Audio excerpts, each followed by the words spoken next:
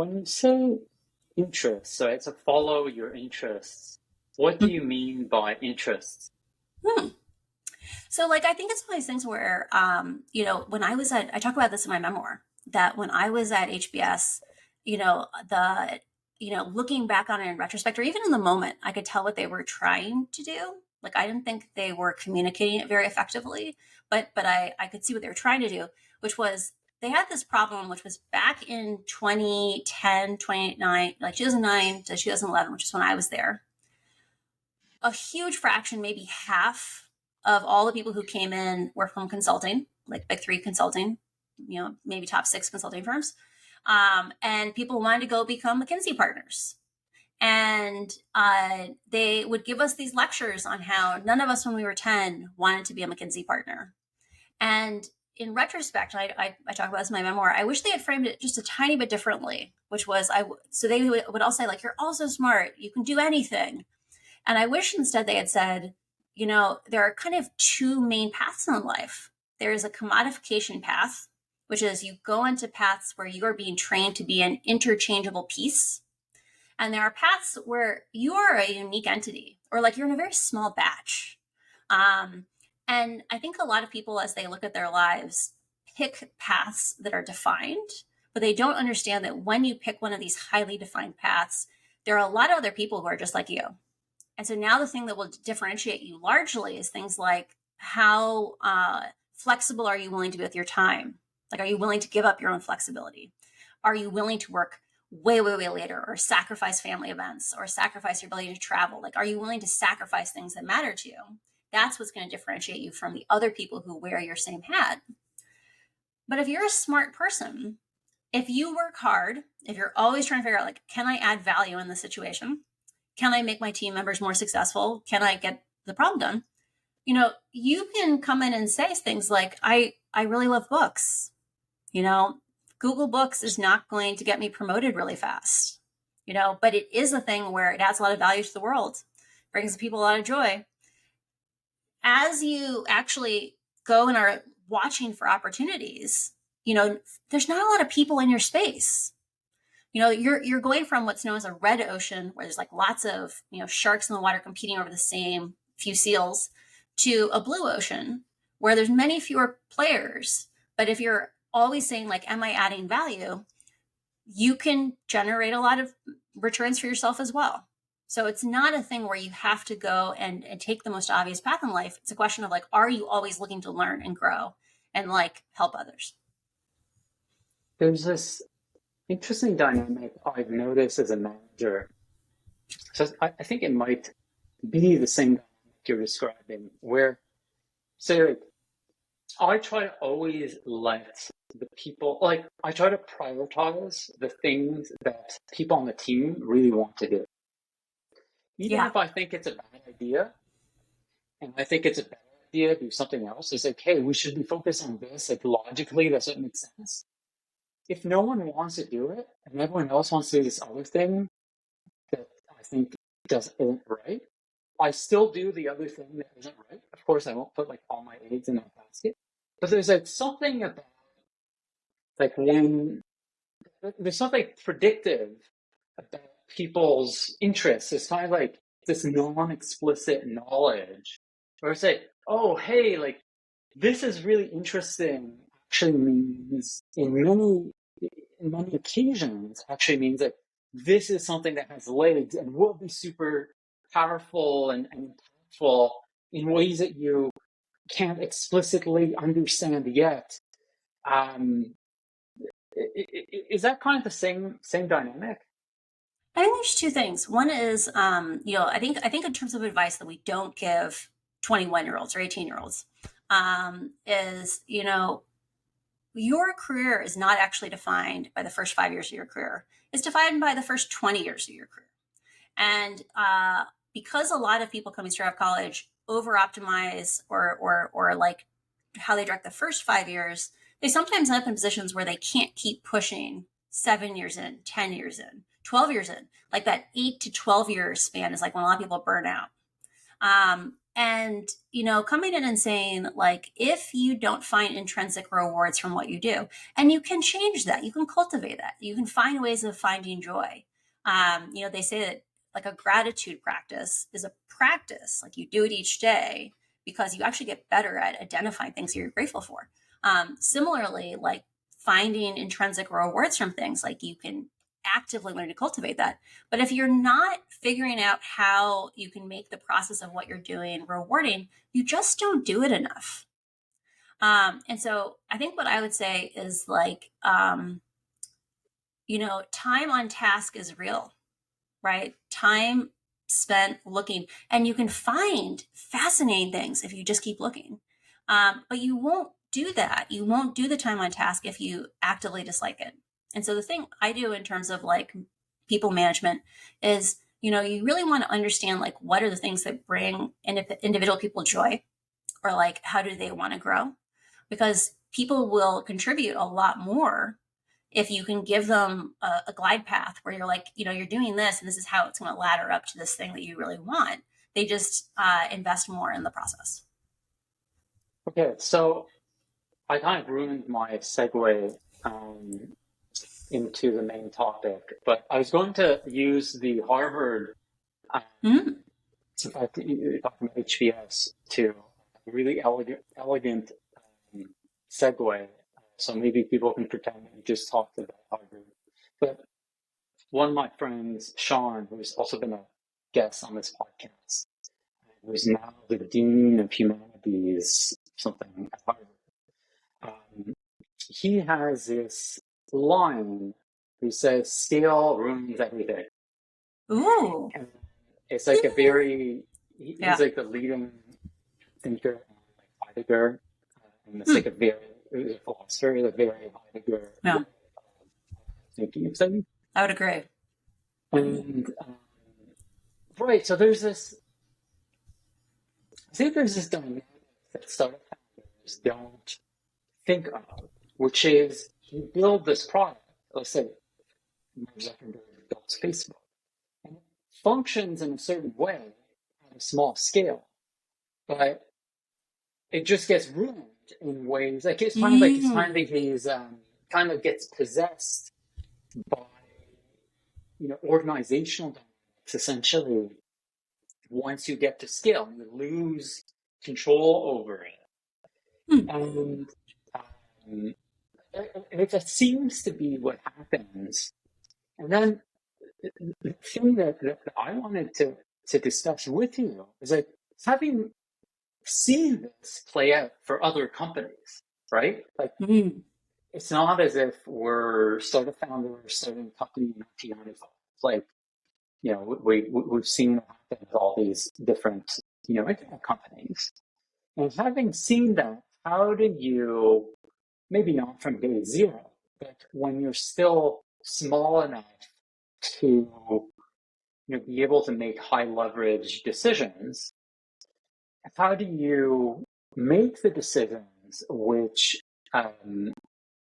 will help you avoid these massive problems that all the big social media companies and all tech companies have run into?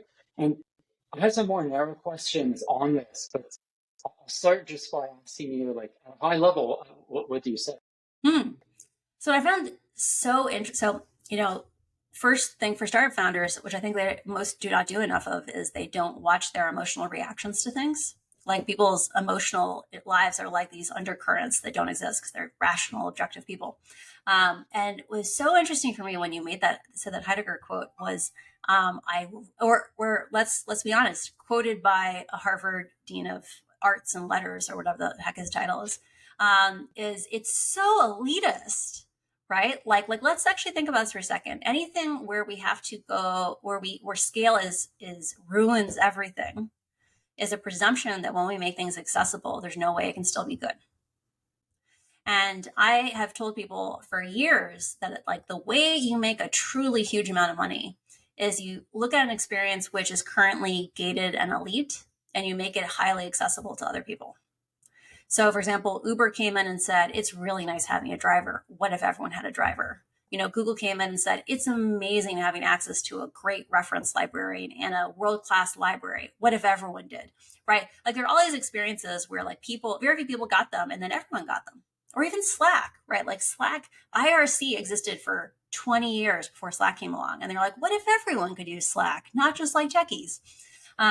So look at experiences where they're gated and elite and small and ask, what if they could scale? So I think the problem with tech companies is they want to believe. So right now and I think you even repeated it, there's a known phenomena where there are companies that perform well small, where they get bigger and they no longer perform well. And I think one of the biggest problems in the tech industry is their allergy to the concept that management is like the idea that management has to be bad. And like I went and got an MBA because I always like to joke the TV show Silicon Valley is not a comedy; it is a documentary. Like I had to stop. Like I who knows how it went after season 1. I had to stop halfway through season 1 because there were a bunch of things that were played as jokes where I watched them happen at Google and I thought they were really cruel. So for example, when they go and send the guy to sit on the roof and like rest and vest, there was a period of time where they were getting rid of the search quality engineering team at Google to show you how little they liked search books. And they were down to one engineer. So they took all the other engineers off because like books don't matter. That's all old information. And all that was left was me, because my headcount came from books. It didn't come from search quality. I was kind of like a bootstrapped search quality product manager. And one engineer. And that engineer, they really wanted him to like go find another job. So they put him in a room by himself, like down a corridor.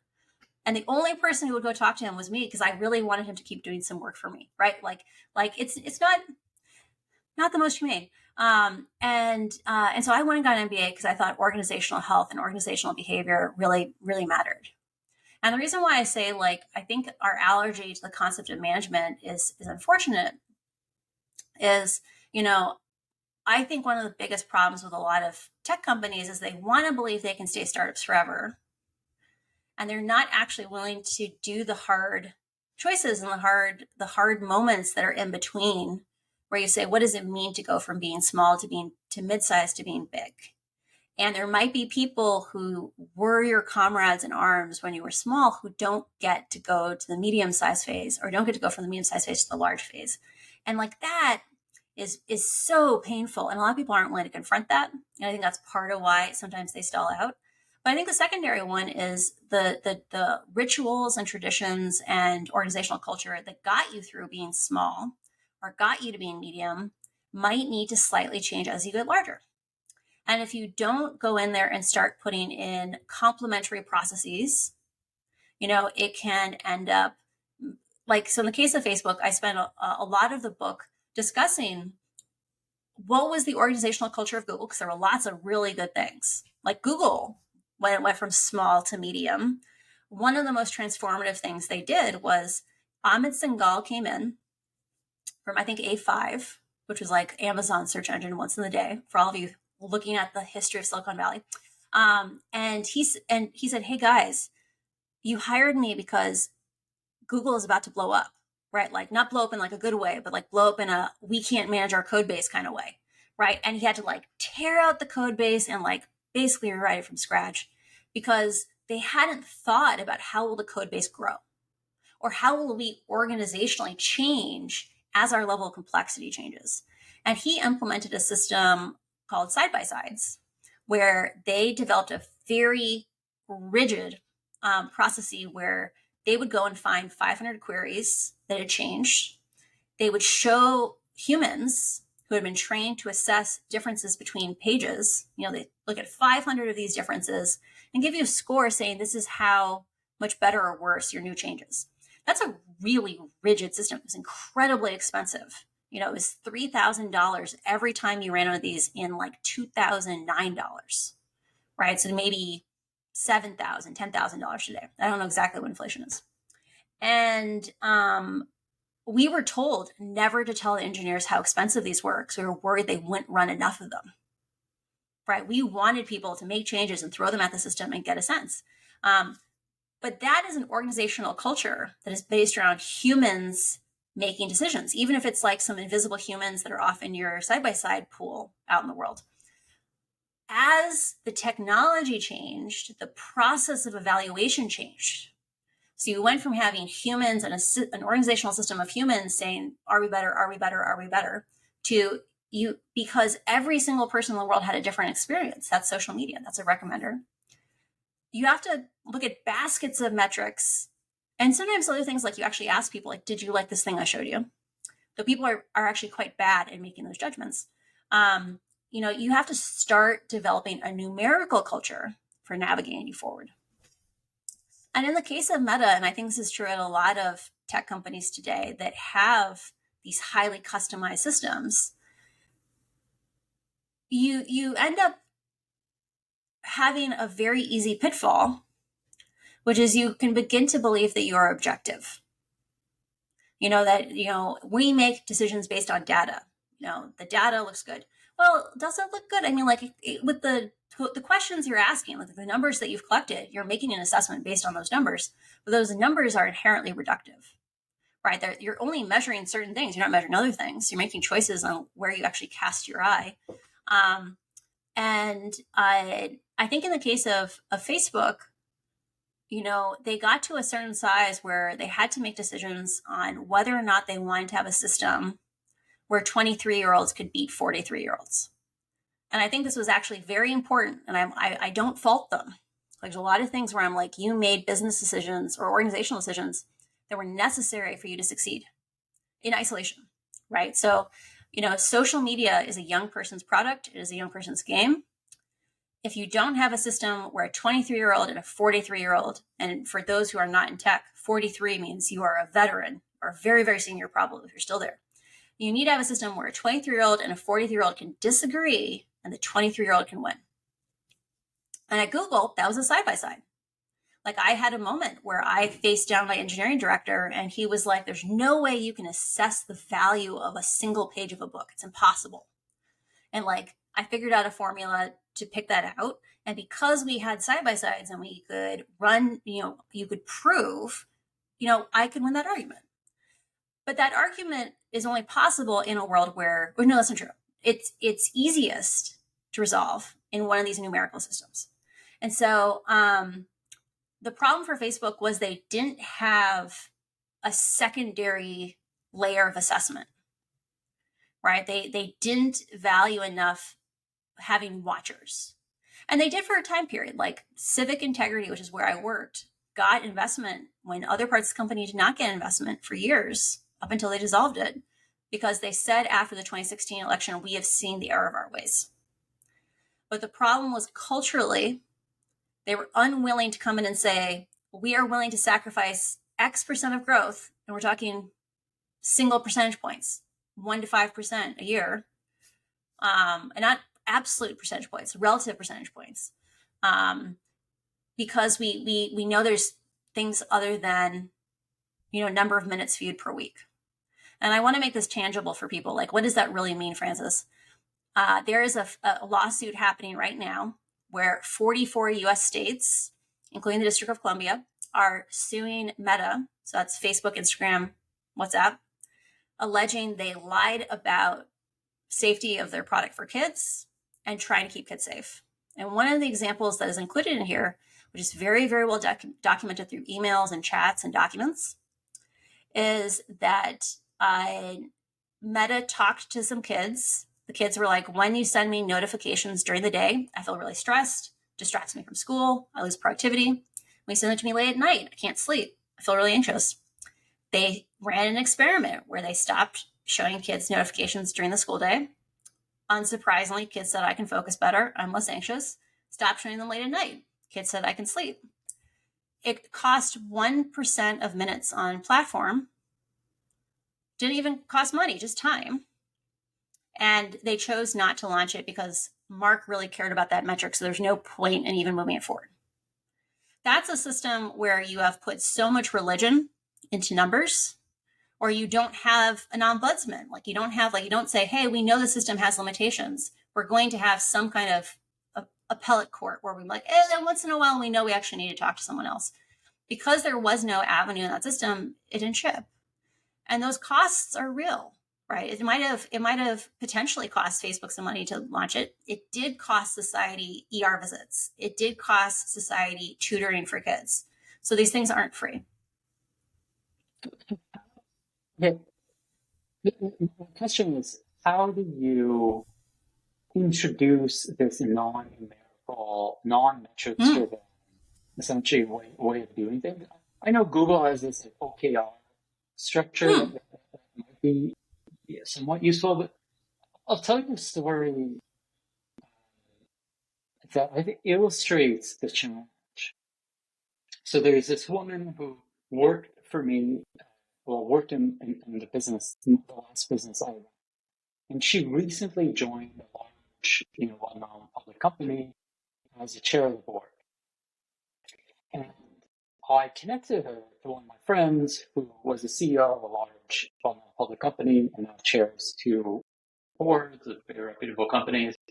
And I said, hey, I'll introduce you so you can get some advice. What I want is send me notes on what you learned. Oh, that's I love that. That's a great framework. Yeah, keep going. Yeah, I always do that. Yeah. When I make intros. To like learn vicariously. Like there's something like, so it's like, I don't use the names of these people here. We can talk a little bit about the content, but I would never have that type of conversation. Right? I'm not a board chair talking to the board chair. So like there's things I can learn from these people. But things I just can't because I'm just not in a role where it makes sense to ask those questions or where I even know the right questions to ask. So I found that that's a really good trick. But anyway, so she sent me some bullet points. One of the bullet points was, hey, one of your jobs as board chair is to make sure that everything rolls up into metrics. To hold the CEO accountable to rolling everything up into metrics. And presumably, Mark Zuckerberg has a board, and his board thinks in that way. Where they're like, hey, we need to roll things up into metrics. And it's like maybe he can tell them to go away, but I've experienced this as a CEO of a company where it's like, it's a couple of people you're surrounded with.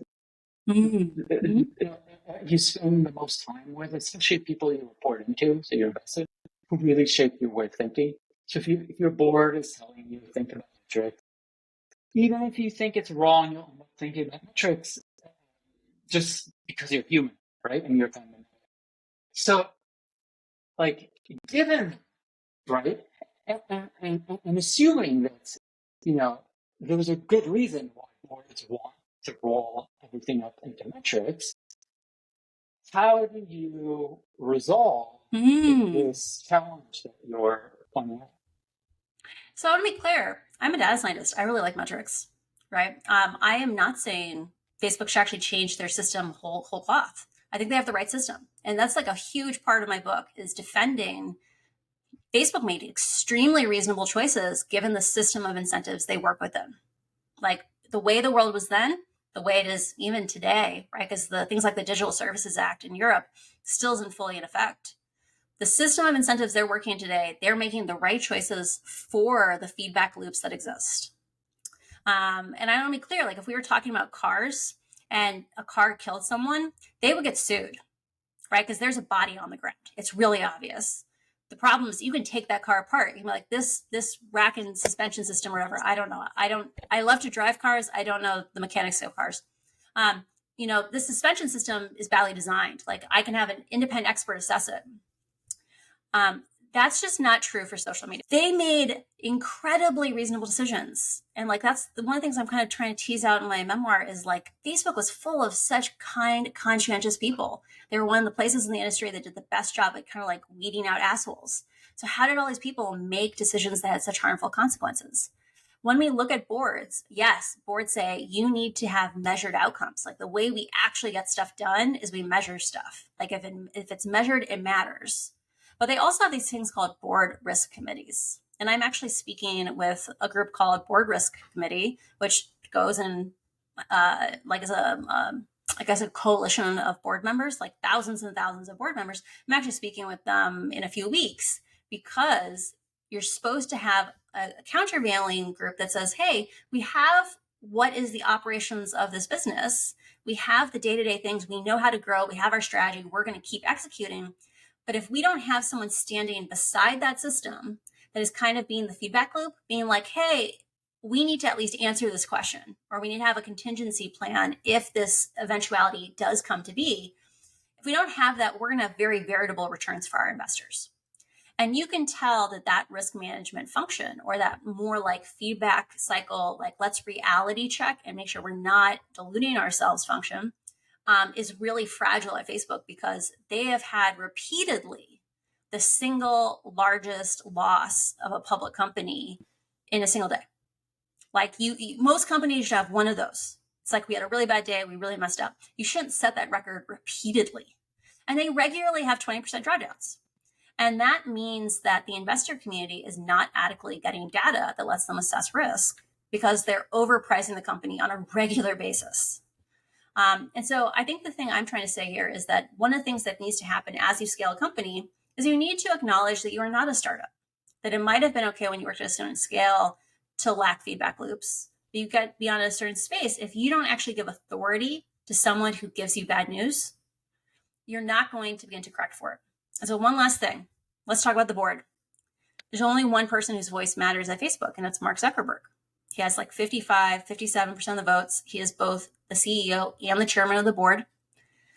Bill Gates didn't really stop having people hate him until he got a different chairman than being chairman and CEO, right? You having someone who you actually have to engage with as a peer is really important to have your actions align with the world.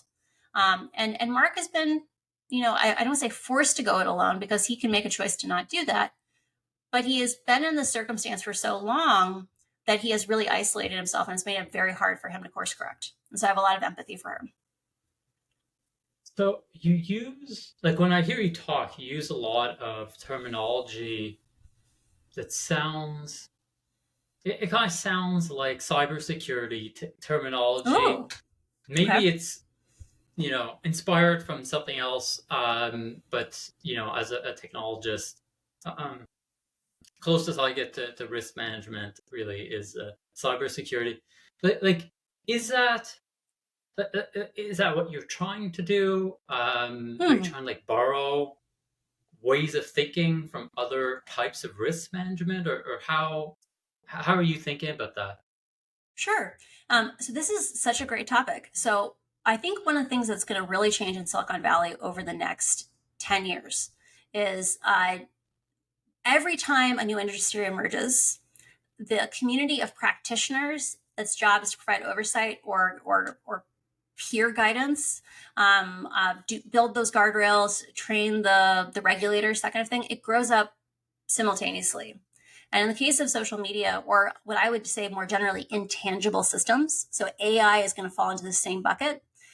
The prominence of these systems in society and the co-regulatory bodies, be they independent consultants, be they people who aid boards, be it people who aid governments, be the governments themselves, they haven't grown up in tandem because they never get data, right? So in the case of cars, we could buy cars, we could take them apart simultaneously as cars became more prominent in society. Like the public knowledge base grew with the prominence of these industries.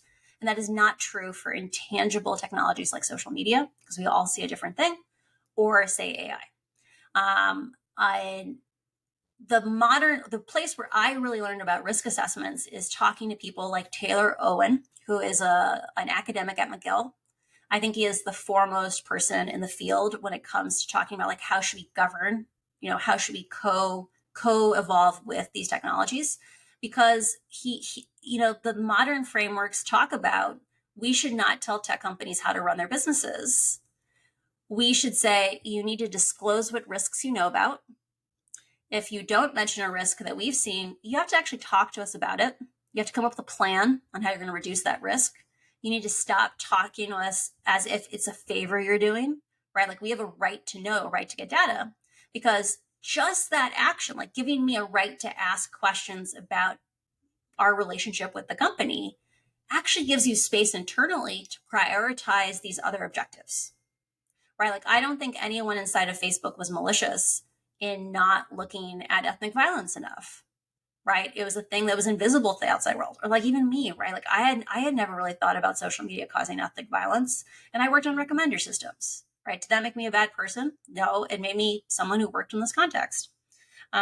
When you begin to put in place a system where technology companies have an affirmative duty to disclose risk, and they have to understand a regulator may come knocking and say, hey, we got to talk about it. Like, what's your plan for reducing this risk? You're going to staff your trust and safety team more. You know, you're going to hire a few more operational staff to actually triage when bug reports come in. You know, these are things where we don't have incentives in the system today to do these. And so people don't do them. And it doesn't make them bad. It makes them working within a context in how the incentives exist today. So,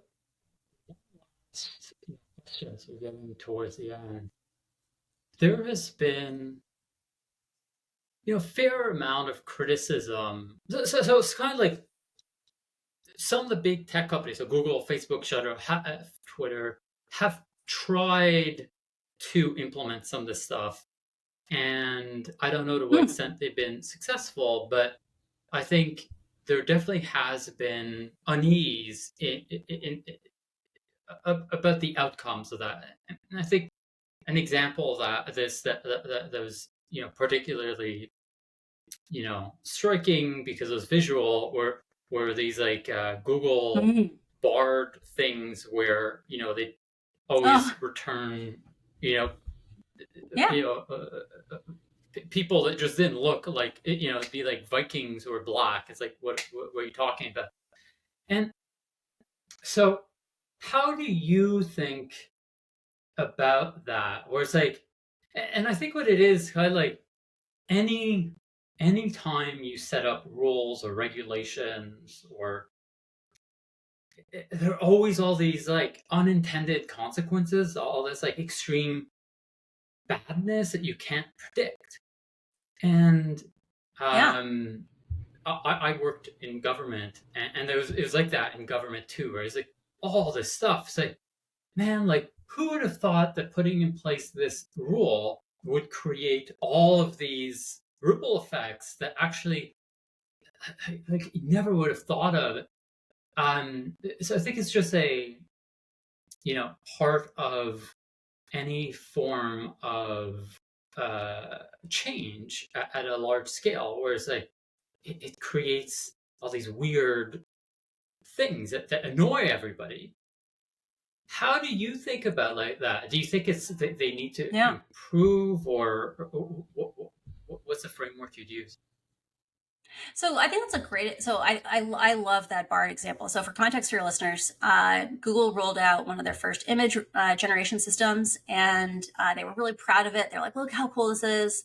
And people started doing things like typing in, show me the founding fathers of the United States. And it made a picture of the founding fathers, and some of them were black, or black Nazis was one of the examples, or like maybe some of the founding fathers ended up women. I don't know. There's a bunch of these things. And what happened was, AI, I always like to talk about this, AI is dumb, right? It can only know what data you feed into it. And if you train on images off the internet are overwhelmingly white. And so if you don't put in a little bit of something that gives you occasionally generation of people of color, you're just going to get white people out. And if you're trying to target a global audience, you can't make a product that's just white people. We had this problem at Pinterest. So I actually was one of the people who released the first filter, where if you wanted to filter your search results, or excuse me, I developed the first filter. I left right before it launched. If you wanted to filter your search results, so you say like, hey, I'm Asian. I'm trying to get eye makeup. It's Pinterest. Can you show me Asian people in eye makeup? Because we would show no one of color. Like, you search for eye makeup, eyeshadow, we're going to show you almost no people of color. And that's a great example. That's giving people choices versus coming in saying, I'm going to control what you see. And I think that's one of these things where if Meta had come in, not Meta, excuse me, if Google had to engage with the public. Like there was an affirmative right where the public was allowed to ask questions. One of the concerns we would raise is, are you racially biased in the other way, right? Like racial bias falls on a whole continuum. And they might have checked for it, right? Or if they known, here's a bunch of buckets where people are going to check, they would have at least looked at them. And I think one of the things, like why I'm very, very against laws that tell companies how to behave versus laws that impose processes that are conversations, is the conversations will change over time. And I think the thing we can learn from patent law, we can learn from finance, we can learn from a whole bunch of different contexts, is that when people get to hide things, generally progress happens slower. It's not necessarily aligned with the common good. People cut corners. So, for example, patents were intended so that people felt safe disclosing secrets, right? That then in a world without patents, we hide everything. They're all trade secrets. And that means we don't get to learn from each other. And so we come out and we say, hey, you have a window of protection. People argue over, is that window of protection too long today? It used to be patents were much shorter. Copyright was much shorter. Thank you, Disney. But the idea was, let's actually have a conversation and we'll protect your right to get some value from it in the meantime, because we'll all benefit from transparency. One of the things I want to raise is right now, there are very few corporations that are large enough to actually cultivate trust and safety employees. Like a big part of the work that I'm doing right now is we're working on building out a wiki system such that we can start to more openly talk about problems on social media and document solutions. Because even before, so back when Facebook hadn't fired all their trust and safety people, Facebook was one of the only companies in the entire industry that made any progress on trust and safety innovation because they were actually big enough to have a community of employees. When we live in a world where all the conversations are siloed and we just hope people do the right thing, it slows down innovation. It means consumers don't actually get to make real choices because we're only comparing products based on marketing messages, and we don't get to learn together. So I think the kinds of laws we need are ones that say, you have to give us real information. Like if we had a transparency law that was super simple, it said, you have to disclose how you censor us. So tell me about all the censorship systems. Give me some performance data so I can know that people who speak different languages are kind of treated similarly, or at least I know that I'm not protected. You know, if I speak Norwegian, I should know that you just, no offense, you don't care about Norwegians. There are only 5 million Norwegian speakers. What are you going to do? But I should know that because then I can go build a Norwegian speaking social network that does care about Norwegians. So disclose your censorship, give us some performance data, tell us the languages, and then show us every post that gets at least 10,000 views because it's not private anymore. If you just did that, Facebook would do a much better job at safety because they knew someone was watching. And in the case of Google, Google only got to course correct because enough people were able to run enough images. And they said, this is a trend. This is a pattern. It's repeatable. But part of why we could see that is because Google Bar is basically the same for everyone. It's not a different product for each person. And so we did get to repeat it. We did get to prove it on our own. Okay, what is one thing that we're interviewing over the next couple of days? Jonathan Haidt. Hi, yeah. Amazing. Who you know. Senator for Tennessee is called Marsha Blackburn. Yep. And then our audience are mostly startup founders or prospective founders. Mm-hmm. What is one thing that you would want Jonathan to take away from this, or to know that you'd want Senator Blackburn, who's a Republican senator, to know and think about, and that you'd want startup founders to know and think about?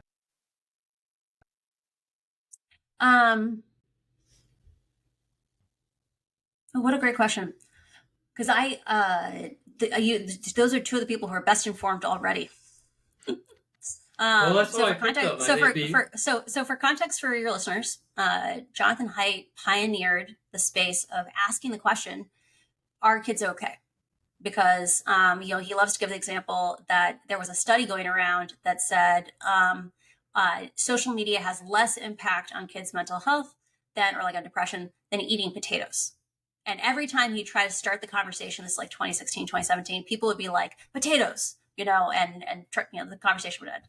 And he started speaking of openness and how we all move forward together when we share information. He started an open literature review and said, let's just write down the studies we have. We don't have a lot of data to work on today. Let's write down, is that study good? Spoiler, not a great study. Let's actually share together and then we can move forward faster. And so what would I tell him? Well, one, I'd say, thank you for the work you do. You do a great job. He should know that. But I think the thing I just always reinforce is these problems are solvable, right? And I would actually add one more, which is, I think given what we have seen of the performance of these companies to date, he has the right position, which is let's keep kids under the age of 16 off of social media. But I think there's an opportunity, which maybe I'm a tech optimist, but I do believe that there are ways of thinking about these problems. And this is kind of advice for your startup founders, where if we think about the needs of children and we involve them in the process, we can make products that are more appropriate and safer for kids, right? We don't have to be absolutionists. We don't have to say like, no kids, like out into the wilderness. If we think about their needs and we intentionally say like, they're people and they have rights to be considered in the design process. And it's totally worthy for startup founders to say that's too expensive, then I'm not going to involve them. But I think that's the thing I would leave for both of them is that, you know, I want to dream of like an even better world. So like maybe in the short term, we have to ban under 16-year-olds, but like, what if we dreamed of a world where we built for children, you know? And so I think that's the thing I would leave with. Well, thank you so much for the time, and most important, thank you to the listeners for spending this time with us. If people, and I'm sure they all will, want more Francis. Oh yeah, go ahead. Sorry, I want to leave with one more thing. Sorry, yes. This is my mind spinning. Here's an ambitious idea. So one of the examples I always give for people of like, this question of like, how do we solve problems with design? Like, we don't have to take a Chinese mindset. Like, it's like right now, I think we think of it as kind of like an either or. It's like we have to do the Chinese way, which is like cut the kids off at 10, 40 minutes a day. Like, we have the control. Or you can come in and say, what if we design for meaningful choices? Like, what if we designed for autonomy and dignity? So what does that mean? So let's take the problem of kids staying up too late at night, right? This is a huge problem. 30% of kids say they're on screens till midnight. That means 10% are on until 2. Like when I'm doing an event with school nurses in, I don't know, a month, the school nurses like talk about these kids coming in over and over and over again in the nurse's office, and they talk to them and they'll be like, yeah, I was up till 2, I was up till 3. Like, that's part of why I'm so exhausted and miserable today. So one rule is take the Chinese way, kick them off at 10. Another way could be, what if at noon, when you still have good willpower, like my husband likes to say, everyone has willpower at 10 a.m. in the morning. A pop-up happened and said, hey, I noticed you were up till 2 last night. When do you want to go to bed tonight? And you said 10, 11. Maybe your mom wants to go to bed at 9. Too bad. You want to go to bed at 10. For an hour or two before the bedtime that you picked, not the platform, not the government, it got a little bit slower and a little bit slower. You're going through your Instagram feed. It's a little bit slower. Maybe on TikTok, there's like a slightly longer lag to load the next video. Like, it's getting slower. So you don't even notice it's getting slower. But at some point, it becomes much less satisfying. And we've known from 20 years of user research, you make the interface a little bit slower, people use it way less. Around your bedtime, you get bored and you go to bed. That's a design that prioritizes autonomy and dignity. It values the person. It says, I'm going to give you real choices. And we can launch that feature for kids, but it turns out it makes a lot of adults happy too. And I think there's actually a kind of a transformational mindset of, one of the reasons why the ADA, so it's the Americans with Disabilities Act, was so transformative in America is I guarantee you almost every one of your listeners has tried to get a bike over a curb, right? Everyone has had a grocery cart, a suitcase. Like, there's these things, or you just need to take the elevator. You were tired that day, or maybe you sprained your ankle. All of us benefit from accessible design. A lot of the things that would help make these products safer for, say, 13 to 16-year-olds, or maybe 10 to 16-year-olds, are also things that adults might sometimes want to use too. So I would encourage and say, like, what if we, as a community, were ambitious and we said, what if we made these things safer for kids? Or like, we put in some guardrails. We said, we're going to have to report data. Like, how many kids are online at 10, 11, 12, 1, 2, 3 a.m.? And it happens to be the tools that come out of that reporting end up benefiting adults too. So that's my let's dream big kind of idea. What a great way to end this. And Frances, thank you for doing this with us. My pleasure. Have a great day.